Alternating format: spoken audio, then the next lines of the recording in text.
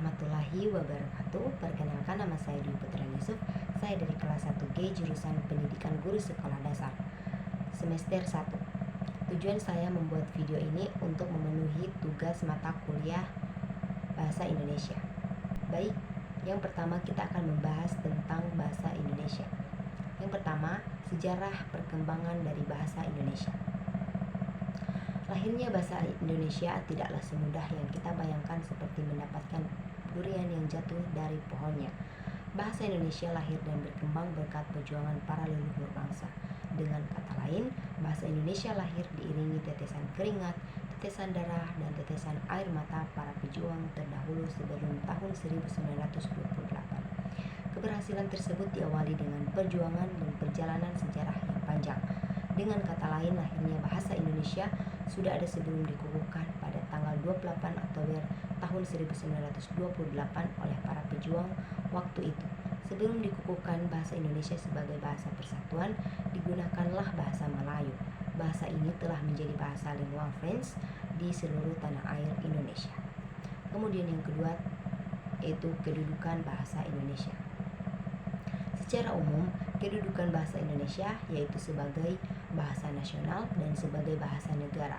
Secara formal, sampai dengan saat ini Indonesia berhasil mempunyai 4 kedudukan, yaitu sebagai bahasa persatuan, bahasa nasional, bahasa negara, dan bahasa resmi. Dalam perkembangannya, bahasa Indonesia berhasil mendudukannya sebagai bahasa budaya dan bahasa ilmu. Kemudian yang ketiga, ada fungsi dari bahasa Indonesia.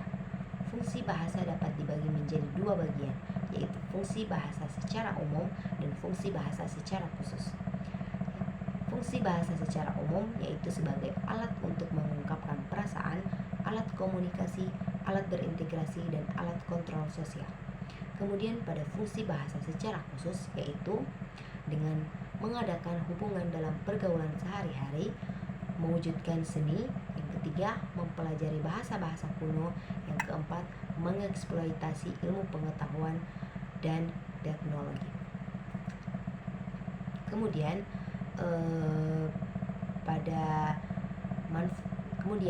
manfaat mempelajari bahasa Indonesia, yaitu yang pertama, menumbuhkan rasa cinta tanah air, melestarikan bahasa, mempermudah komunikasi, menambah wawasan dan pengetahuan, dan terakhir merangsang munculnya ide-ide yang baru.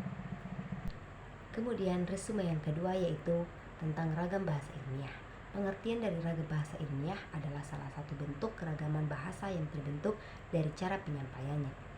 Ciri-ciri dari ragam bahasa ilmiah berdasarkan artikel dari Kemendikbud. Yang pertama, cendekia atau bersifat cerdik. Yang kedua, lugas dan jelas. Yang ketiga, bertolak pada gagasan. Dan yang keempat, formal. Kemudian, contoh kalimat ragam bahasa ilmiah, yaitu contohnya seperti bahasa yang objektif adalah bahasa yang menggambarkan suatu pengalaman bagi semua khalayak pemakai bahasa. Representasi pengalaman linguistik itu dipandang sama. Sebaliknya, bahasa subjektif menggambarkan sesuatu pengalaman yang berbeda dengan pengalaman yang dipahami oleh khalayak dalam memahami representasi pengalaman itu.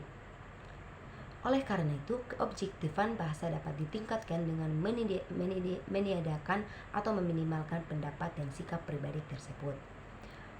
Kemudian, kamus dari bahasa ilmiah. Kamus bahasa ilmiah sendiri merupakan ciri atau struktur kata yang umumnya digunakan dalam bahasa ilmiah populer. Umumnya, bahasa ilmiah populer menggunakan kosakata yang bersifat denotatif atau lugas. Selain itu, istilah dalam ragam ilmiah juga dapat dilihat menggunakan morfemnya. Morfem adalah salah satu gramatik terkecil yang mempunyai makna. Morfem berfungsi untuk membedakan kata jamak, kata masa lampau, dan sebagainya. Baik, terima kasih. Cukup sekian dari saya. Wassalamualaikum warahmatullahi wabarakatuh.